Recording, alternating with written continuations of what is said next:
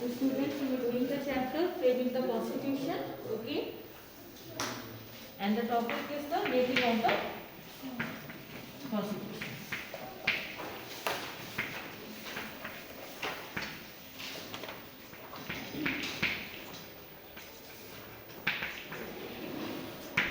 Okay, so the making of the Constitution here is the important is the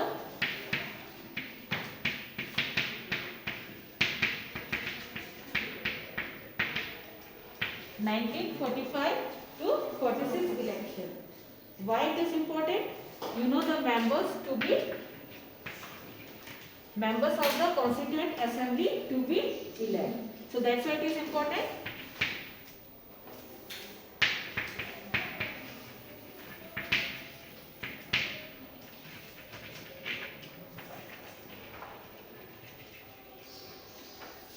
Okay. So हमने देखा 1945-46 election, and here comes, and it is important because they have to elect the members of the Constituent Assembly. So Weber, he announced that election to be held. If we talk about 19, we are having 2 years, 1945 and 1946. So 1945 in the end of the December. The election will start in the end of the December and in the beginning of January. That's why we write 1945 to 1946. Okay, here it is clear. So here comes that it will be, when we talk about the election, it will be at 2 levels.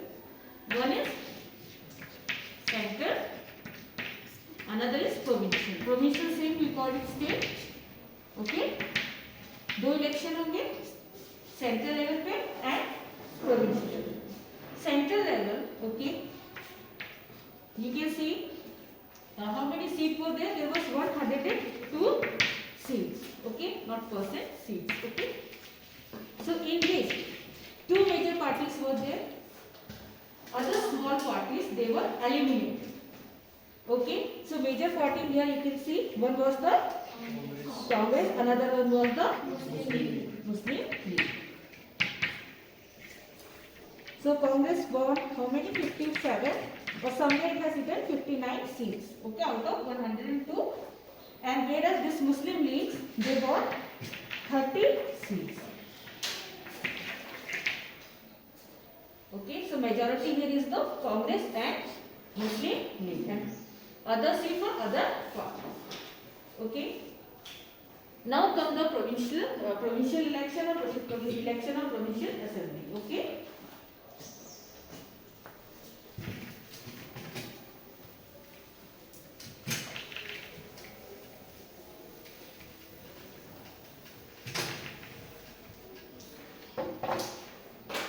So here you can see when we talk election of provincial. So how many provinces were there at the time?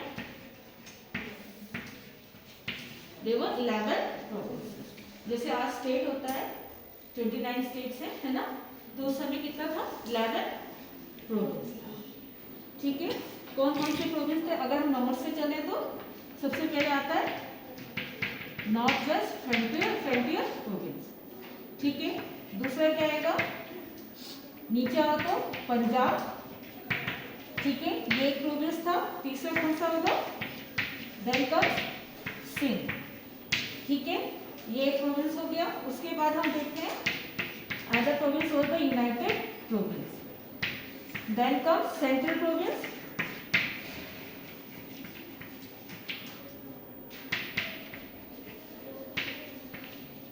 And then comes here. फिर इस तरफ चले जाओ तो east में तो क्या आ जाएगा? बंगाल. फिर आएगा बिहार, उड़ीसा, ओके, असम.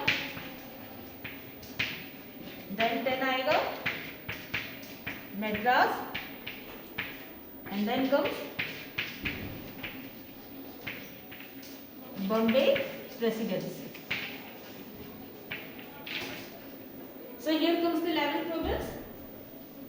ठीक है, इसमें हम देखते हैं कि अब 2 मेजर पार्टी है. There are 2 major parties. One is the Congress Indian national Congress, another one is the Muslim league. तो हम यहाँ पे देखते हैं कुछ एरिया ऑलरेडी वहाँ पे सेपरेट इलेक्टोरेट था, तो कुछ एरिया मुस्लिम्स के लिए रिजर्व थे। तो सबसे मेजर 3 रीजन था, कौन सा क्षेत्र? एक Punjab, another one was Sindh and the third was Bengal. ठीक है, ये Muslim League it emerge as a major party in this 3 region. चुनाव हुआ, ठीक है, यहाँ पर हम देखते हैं कांग्रेस ने कितने प्रोविंस में विजय पाई? He won 8 seats on the 8 province. Congress 1 seat, okay. मान लो कितनी सीट्स जीता वो? 923 seats, okay, in non Muslim province. ठीक है, जो कि कितना था? 91.1% था आउट ऑफ 100%। ठीक है, इतना सीट उसने जीता। तो यहाँ पर हम देखते हैं कहाँ उसने बढ़त पाई? नॉर्थ वेस्ट फ्रंटियर प्रोविंसेस पे। ठीक है, सिंध वाला रीजन उसने जीता 9। ठीक है, देन कम्स यूनाइटेड प्रोविंस हो गया, सेंट्रल प्रोविंस हो गया, बंगाल नहीं है, यहाँ पे आता है बिहार, उड़ीसा, ये सब चीजें आ गई। अब यहाँ पे बचता है एक पंजाब। ठीक है, क्योंकि यहाँ पे पार्टी किसकी?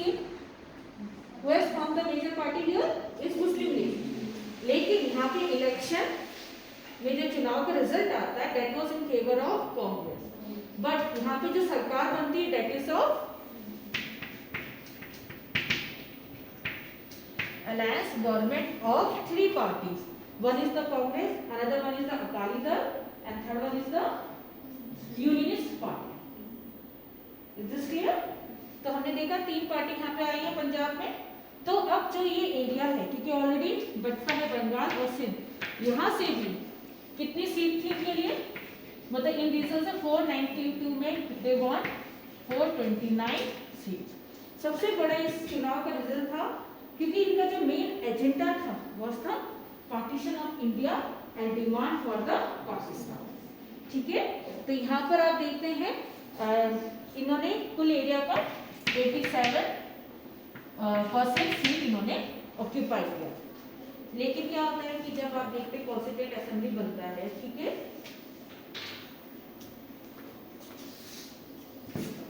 Is this clear? कितना क्लियर है? ठीक है, अब हम बात करते हैं members of the constituent assembly, because now they have to be elect. Provincial assembly का जो चुनाव हो रहा है उसका मेन एजेंडा क्या है? To elect the member of the constituent assembly.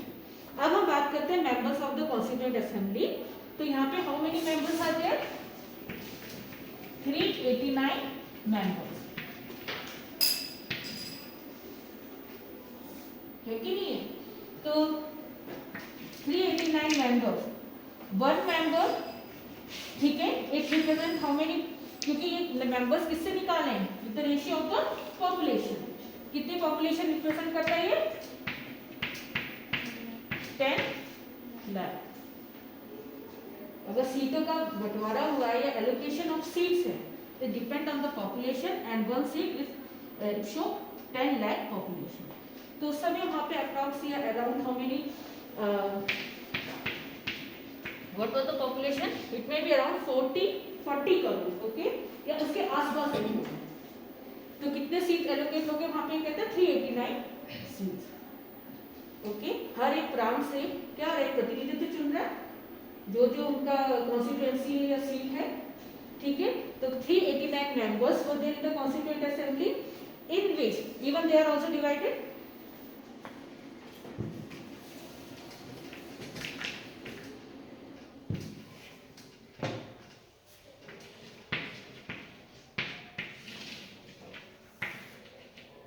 To 92 members were from the British India province.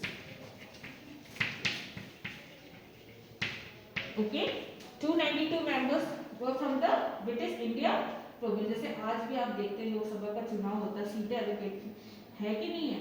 जैसे आप देखते हैं राज्यसभा का चुनाव है, ठीक है, पॉपुलेशन के आधार पर है कि कहीं पे आप देखते हैं 70 सीटें किसी राज्य को, 80 यूपी का जाए तो 80 सीट है, उत्तराखंड में जाए तो 5 सीट है कि नहीं है, it's according to the population. तो यहाँ पर हम देखते हैं 292 members were from the British India province and 4 members from the chief commissioner province.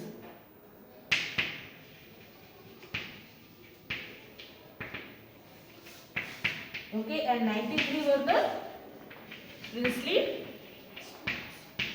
states. Selection and nomination, that's it. But here if we talk about the representatives, there are 292 will be from the British India provinces, 4 from the chief commissioner provinces. As today we talk about the union territories. Okay, तो उस समय पे क्या था, chief commissioner province, कौन कौन से province थे वो, that was Delhi, Coorg in Karnataka, then comes Ajmer, Merwara का क्षेत्र, एंड लास्ट बलूचिस्तान है पाकिस्तान। तो टोटल कितनी सीट हो गई है, 292 प्लस 4 ऐड कर दो 296, ठीक है। तो यहाँ पर हम देखते हैं इसमें से 208 seat was won by whom? Congress. 208 seats was won by Congress and 73 seats were won by Muslim League. But before the independence, they boycotted this Constituent Assembly. ठीक है, तो यहाँ पे मेजॉरिटी जो पार्टी जो उभर के आई है कॉन्स्टिट्यूएंट असेंबली में, एक ही मेन पार्टी थी, that was Indian national Congress. ठीक है, so after partition you can see the members remain to 99. Is this clear?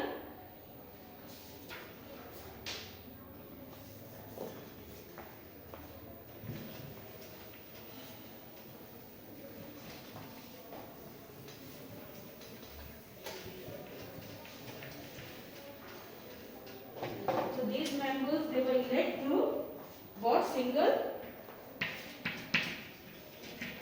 transferable vote system.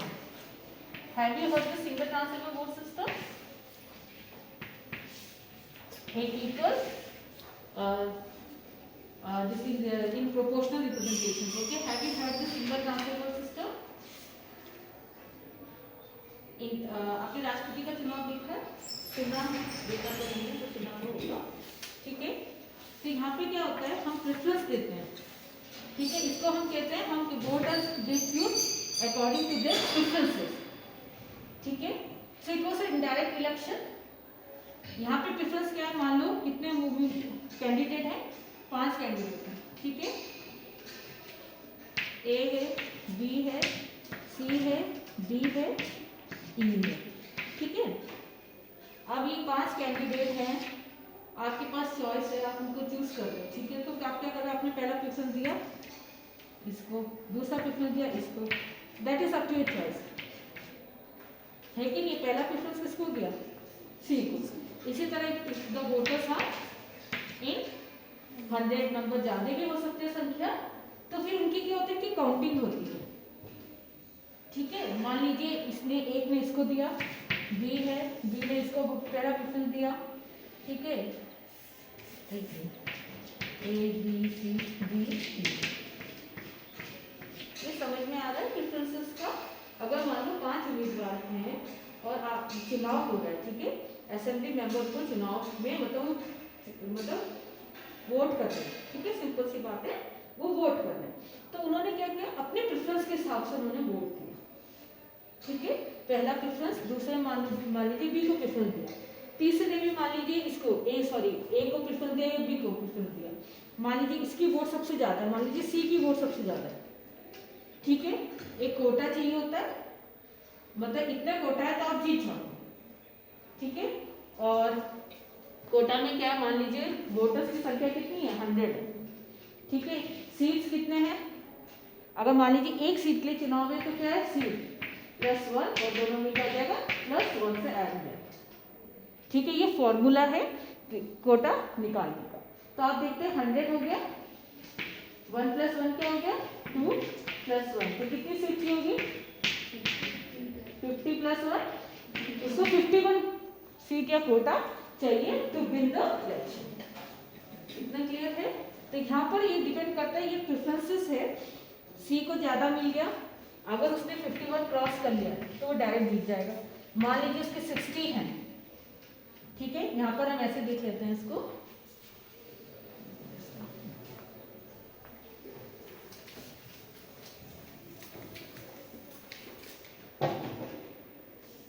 उसको फॉर्मूला को छोड़ दो, इसको छोड़ दो, ठीक है, उसको करेक्ट कर, क्योंकि यहाँ पे सीट तो 1 ही है, चलिए ठीक है। यहाँ पे हमने देखा ए को मिला 50 वोट, बी को मिला 60 वोट और सी को मिला 40 वोट, ठीक है, इनको वोट्स मिला है। अब यहाँ पे देखिए 60 वोट्स है, ऑलरेडी ये ऊपर चल रहा है कि नहीं है, कितना होना चाहिए 51, ये 9 वोटों से ऊपर चल रहा है। अगर ये 9 वोट ऊपर इसके चले जाता है, दोनों जो इसके एक्स्ट्रा वोट है, ठीक है, अगर ये 1 को चले जाता तो ये भी जीत जाएगा, और सीट अभी 1 की है, अगर 2 की जगह होती तो ये भी जीत जाता, तो ये एलिमिनेट बाहर हो जाता। तो ये प्रेफरेंस है, वो एक कोटा निकाला जाता है। कोटा कैसे निकालते हैं, numbers of voters plus how many candidates are there, if there is 1 they will write 1, if there are 2 they will write, और ये कैंडिडेट ज़्यादा भी हो सकता है, depend on the number, depend on the situation, whatever it is. तो इस तरह से वो vote single transferable vote system है। Is this clear? So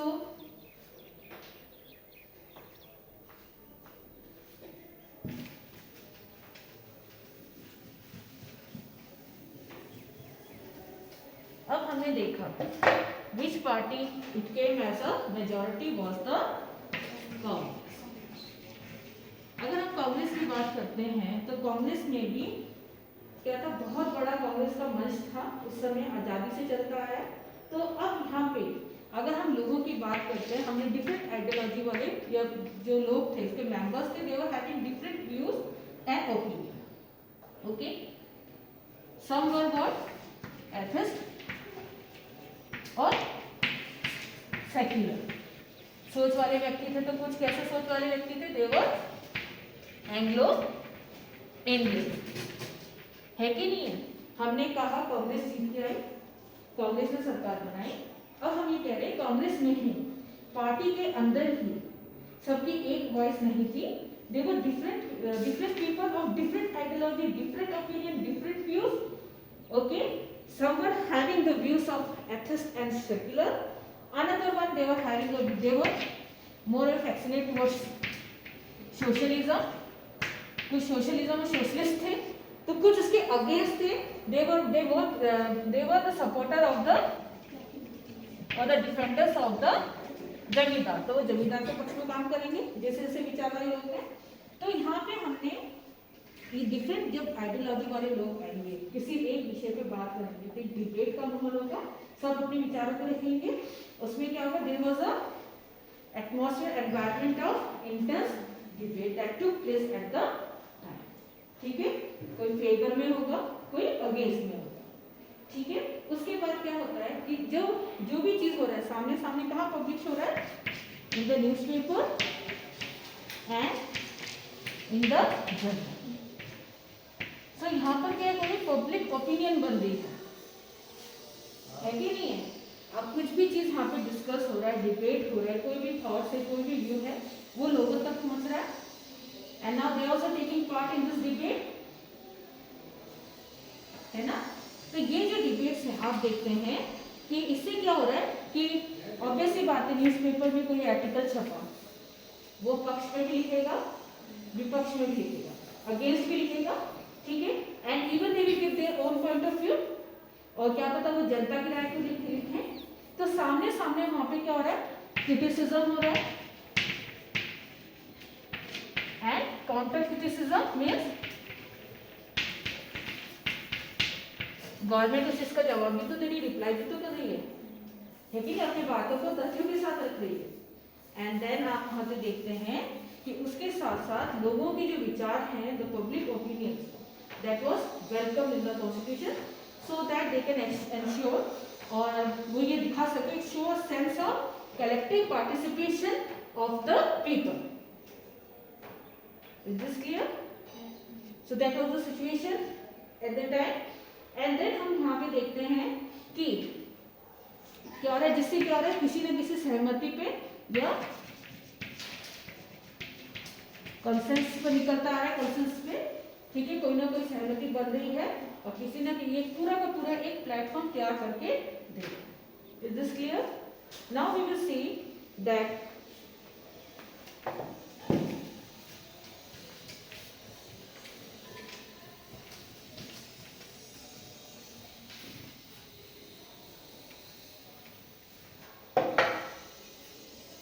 first meeting of the Constituent Assembly, which day?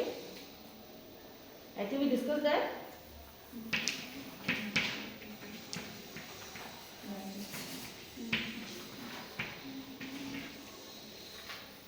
Taken 9 December 1946, and who was the chairman at the time? Sachidanand Sinha. Okay, Sachidanand Sinha was the chairman, the oldest person in this Constituent Assembly, and then we see that later Rajendra Prasad was made the chairman of this Constituent Assembly or the president of this Constituent Assembly. इतना clear है? Now comes the topic we call the dominant voice. ठीक है, हमने कहा 399 और 300 members, okay, 299 members are there, है कि नहीं है? लेकिन 6 members they were very important. कौन कौन से थे वो members? 6 members. Very good. Jawaharlal Nehru, Vallabh भाई Patel,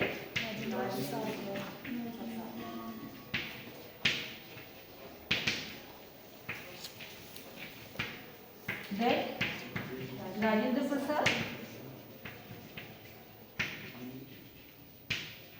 then comes B.R. Ambedkar, Dr. B.R. Ambedkar, and then K. Munshi,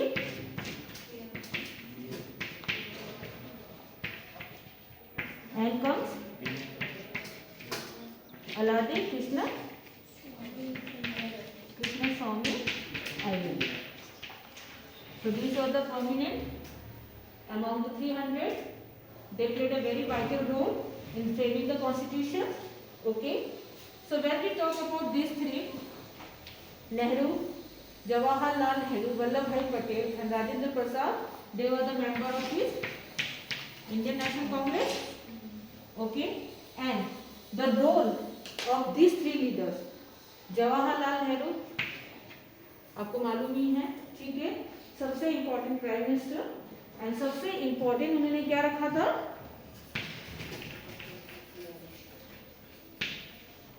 Resolution he introduced was the objective resolution in the year in the date 13 December 1946. That is mentioned in your book. Okay, objective resolutions which was introduced by Jawaharlal Nehru in the date 13 December 1946. So what is this objective resolution?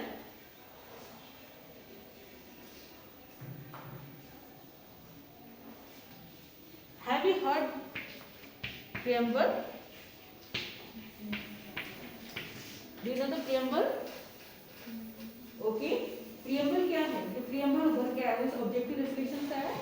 सबसे पहले एक पूरा का पूरा ही laid down the principles. Okay, when we talk about the objective resolution, he laid down the principle. जिसको हम क्या कहते हैं? आइडल्स या आदर्श लोकतंत्र. पूरे का पूरा एक स्ट्रक्चर तैयार किया, ठीक है.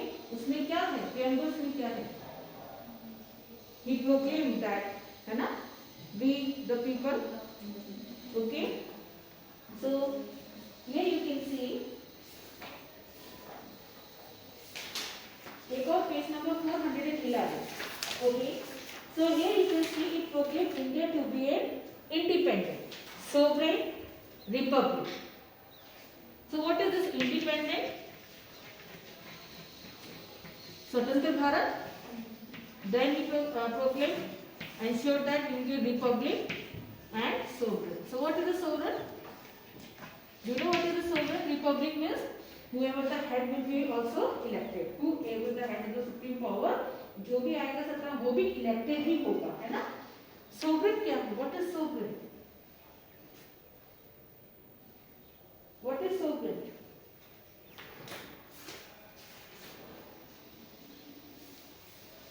It means independent authority of the state. People have the supreme right to make what? To make decision or to take decision in the internal acts as well as in the external. No external power will dictate or interfere in the Indian matters. Okay, that's means sovereign. Here you can see then उन्होंने क्या ensure किया? Freedom of what? Guarantee the citizen the justice, equality and freedom. जब हम justice बोलते हैं आपको समझ में आता है कि हम किसकी बात कर रहे हैं? जब हम इक्वालिटी के बारे में बोलते हैं समझ में आता है, ठीक है? एंड जब हम इसके बारे में बात करते हैं कि जस्टिस, इक्वालिटी, फ्रीडम, फ्रीडम समझ में आ रहा है, ठीक है? Then here you can see and it guaranteed citizens this as an adequate safeguard shall be given to the minorities, backward classes, oppressed classes, lower classes. ठीक है? That you can see in the visions of this constitution or in the reality. इतना clear है? फिर हम बात करते हैं वल्लभ भाई पटेल. तो हमने देखा था देसी रियासतों को मिलाने का श्रेय किसको जाता है? किसको जाता है? वल्लभ भाई पटेल. ठीक है? देन ये यू कैन सी राजेंद्र प्रसाद, जैसे स्पीकर का काम होता है वैसे इनका काम था as president of the constituent assembly. तो क्या करेंगे? He has to guide and control that it should run the constructive manner in the constructive line. संविधान सभा जो बैठकें हो रही है वो नियमित और संयमित रूप से चले, ठीक है? और सभी लोगों को बोलने का मौका मिले. ठीक है? यहाँ पे 3 हो गए. B.R. अम्बेडकर, ठीक है? आपको मालूम है इनको फादर भी कहा जाता है ऑफ द इंडियन कॉन्स्टिट्यूशन, ठीक है? And he was the chairman of the drafting committee.